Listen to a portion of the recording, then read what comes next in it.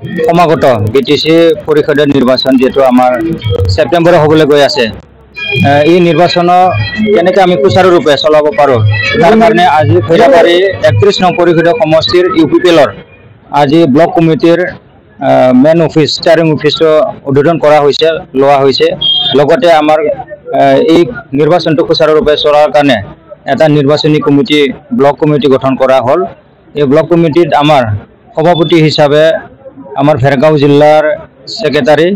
লগতে কো ইনচাৰ্জ খৈৰাবাৰীৰ সন্মানীয় স্যাৰ ৰিতন সৰকাৰী ডাঙৰীয়া ষ্টাৰিং কমিটিৰ সভাপতি হিচাপে আজি নিৰ্বাচিত কৰা হৈছে দায়িত্ব দিয়া হৈছে আৰু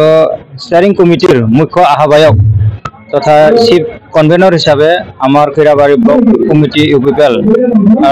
ইউপিপিএলৰ সন্মানীয় সেক্ৰেটাৰী দীপক শৰণীয়া ডাঙৰীয়াক চিফ কনভেনৰ হিসাবে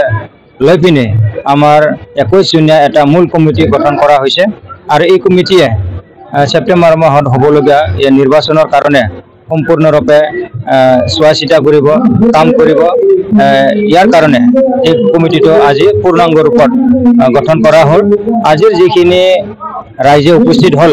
এই কমিটি গঠন কৰাত আমি ইটোকে মানে ক'ব বিচাৰো যে আহি থকা নিৰ্বাচনত খৈৰাবাৰী সমষ্টিৰ মই যেটো ধৰণী বৰে পাৰ্টি হিচাপে আগবাঢ়িছো আৰু খৈৰাবাৰী সমষ্টি আজি তাৰিখত খুব ভাল এটা পৰিৱেশত আছে হিচাপে আমাৰ কেণ্ডিডেট ইউপিপিএলৰ কেণ্ডিডেট মই বিপুল ভোটত জয়যুক্ত হ'বলৈ গৈ আছে তাৰ কাৰণে মই আমাৰ খৈৰাবাৰী সমষ্টিৰ বিভিন্ন জাতি জনগোষ্ঠীৰ ভোটাৰ সন্মানীয় ৰাইজসকল আৰু আমাৰ যিখিনি বুদ্ধিজীৱী আমাৰ যিখিনি নেতৃস্থানীয় ব্যক্তিসকল সকলোকে মোৰ ফালৰ পৰা প্ৰমোদ বড়ো ডাঙৰীয়াৰ যি এটা ডাঙৰ এটা মিছন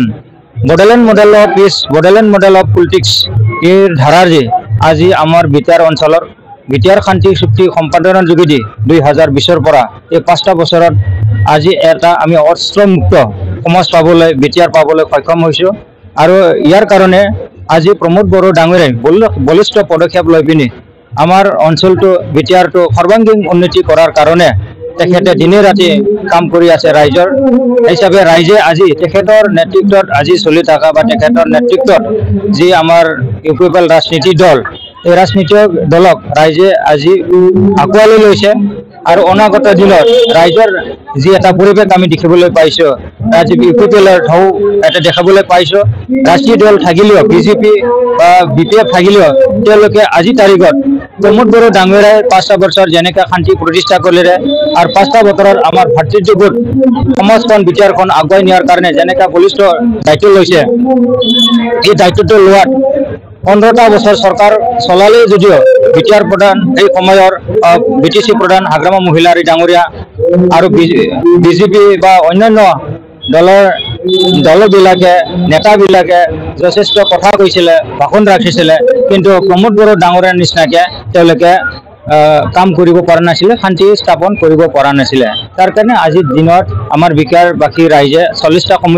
সমষ্টিত আমাৰ বিটিআৰৰ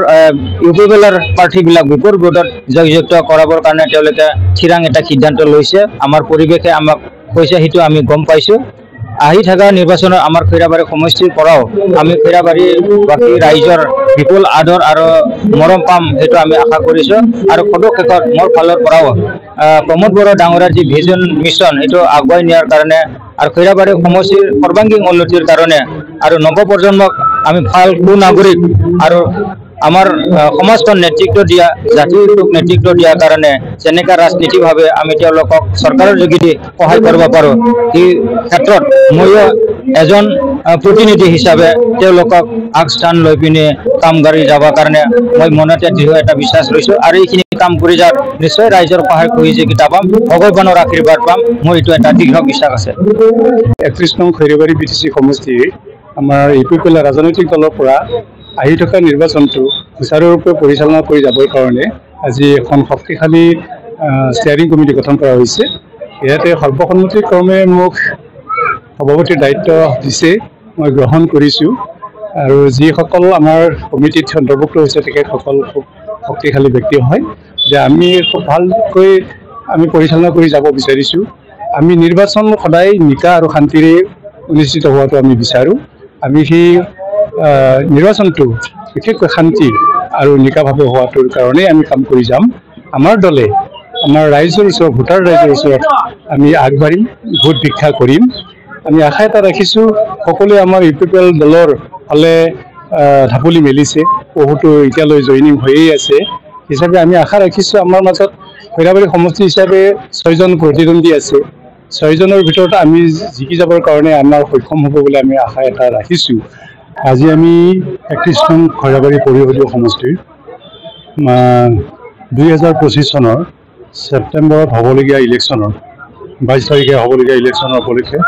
আমি নিৰ্বাচনী ষ্টেয়াৰিং সমিতি আমি আজি গঠন কৰিলোঁ। আৰু এই নিৰ্বাচন ষ্টেয়াৰিং সমিতিটোৰ আমি সভাপতি হিচাপে আমাৰ মাননীয় দৈথন চৈকাৰী ছাৰক মানে সৰ্বসন্মতভাৱে 9টা প্ৰাইমাৰীৰ সহযোগত, ব্লক, চেণ্ট্ৰেল, ডিষ্ট্ৰিক্ট প্ৰাইমাৰীসমূহৰ মানে সহযোগত আমি এই কমিটিটো গঠন কৰিলোঁ। আৰু এই কমিটিটো খুব সুন্দৰ সমিতি হৈছে, সকলো জাতি জনগোষ্ঠী মিলাই পেলাই আমি এই সমিতিটো কৰিছোঁ। খুব সুন্দৰ হৈছে এই সমিতিটো। আমাৰ খৈৰাবাৰী সমষ্টিত আমাৰ 9টা প্ৰাইমাৰী আছে আৰু এই 9টা প্ৰাইমাৰী আণ্ডাৰত 77টা বুথ আছে। এই 77টা বুথ লৈ পেলাই আমাৰ খৈৰাবাৰী সমষ্টিটো গঠন হৈছে। আৰু আজিৰ তাৰিখত মানে আমাৰ যি 77টা বুথ মানে খুব শক্তিশালী স্থিতিত আছে, যে আমাৰ আজিৰ তাৰিখত আমি 25,000ৰ পৰা অধিক ভোট লৈ পেলাই জিকাৰ সম্পূৰ্ণ টাৰ্গেট বা অংকটো আমাৰ ওলাই গৈছে ইতিমধ্যে। বিভিন্ন দল সংগঠনৰ পৰা আমাৰ দলত মানে যোগদান কৰি আছে। মানে 5,000ৰ পৰা অধিক ব্যক্তিয়ে বিজেপি আৰু BPF-ৰ পৰা আমাৰ দলত যোগদান কৰিলে, অন্যান্য দল সংগঠনৰ পৰা যোগদান কৰিলে। আজিও আমাৰ এই মানে মিটিং চলি থকাৰ আগমুহূৰ্তত ইয়াতে আহি পেলাই প্ৰায় 20জনৰো অধিক ব্যক্তি আমাৰ দলত যোগদান কৰিছে। আৰু আজিও বহুতো যোগদান আছে। গোটেই যোগদান আৰু যোগদান আমাৰ দলত মানে হৈ আছে, আহি আছে জনসাধাৰণ।